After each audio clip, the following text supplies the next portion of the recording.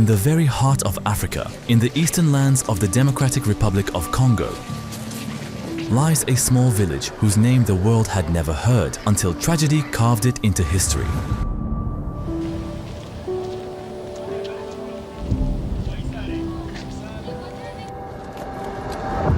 On March 8, 2023, as the village celebrated International Women's Day, joy was torn apart by the sound of gunfire.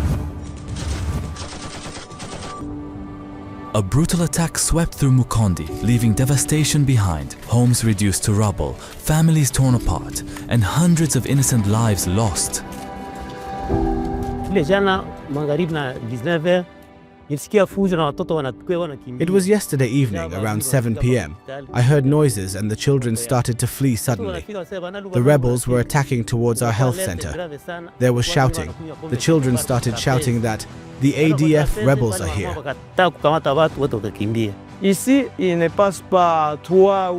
Here, 3 or 4 days do not go by without us recording deaths, the result of barbarity, the ADF terrorists. That is why, once again, we repeat, we need a considerable, sized military force to come that can contribute to the restoration of peace. Contribuer à la restauration de la paix. Kweli vita ilikuwa ya mingi sana.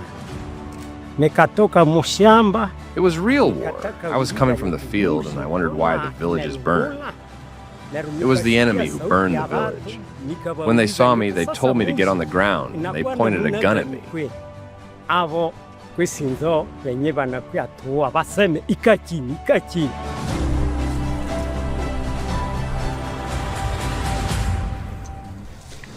On that night of endless shadows, Celestine lost her son and Mukondi lost its soul.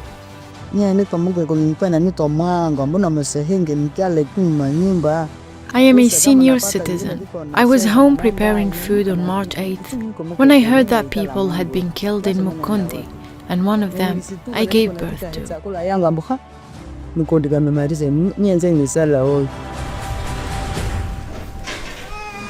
Yet, the story of Mukondi is not only a story of grief. Days passed, and the survivors returned, not because they had forgotten, but because they had nowhere else to go.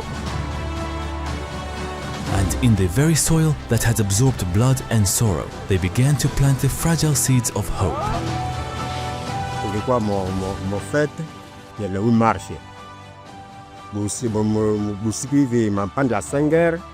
We were in the middle of the 8th of March celebrations around 5 p.m. We heard that people were beginning to flee. They said that we were under attack and we fled.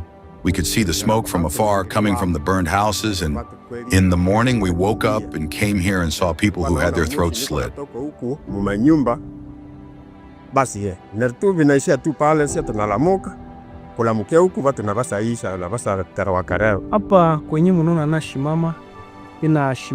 I'm standing here on the metal sheets that used to cover our hospital here in Mukondi. The hospital was burnt down by the assailants who are part of the ADF.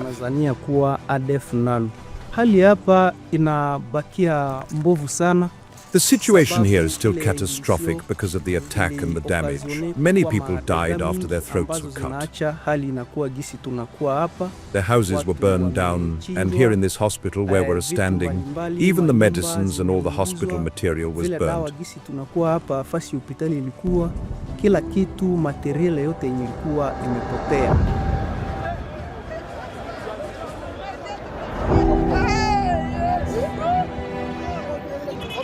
But Mukondi's tragedy was not an isolated wound. It was part of a greater war, one that began in 1994, a conflict that dragged on for 3 relentless decades, claiming more than 6 million lives.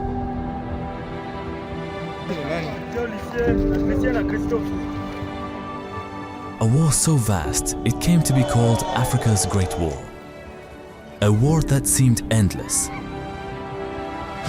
And yet, in June 2025, a fragile dawn appeared. Rwanda and Congo signed a historic peace agreement, a pledge to end one of the longest and bloodiest conflicts of our time.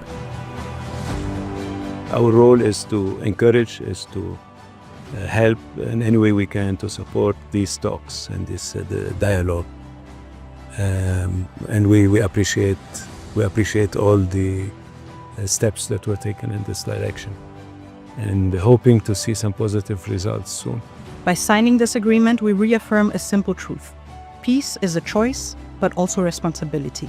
To respect international law, to uphold human rights, and to protect the sovereignty of states.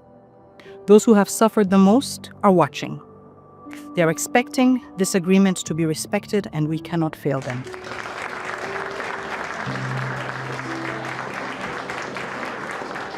And the Republic of Rwanda. Mediated in the White House with the support of the United States and Qatar, the deal promised troop withdrawals, joint security mechanisms, and regional economic cooperation.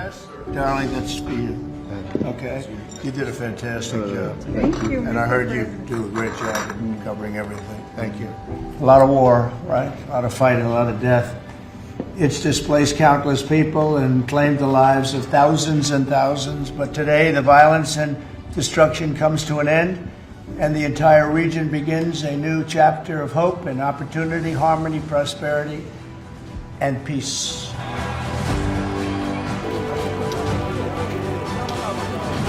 But beyond the politics lies the deeper truth. Peace is not written only in treaties, it is written in the courage of people who choose to rebuild. It is written in the survivors of Mukondi, who plant their crops again, who send their children back to school, who dare to believe that tomorrow may be different. Mukondi is not just a village, it is a symbol that humanity is stronger than war. The peace agreement of 2025 is not the end, but the beginning of a longer journey. A journey where conflict prevention means listening to the unheard, protecting the vulnerable, and investing in reconciliation, not revenge.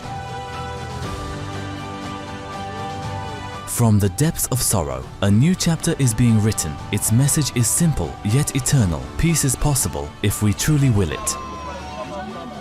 And from Mukondi, a voice rises calling out to the world. Do not wait for more victims. Do not let history repeat its darkest pages. Give peace a chance.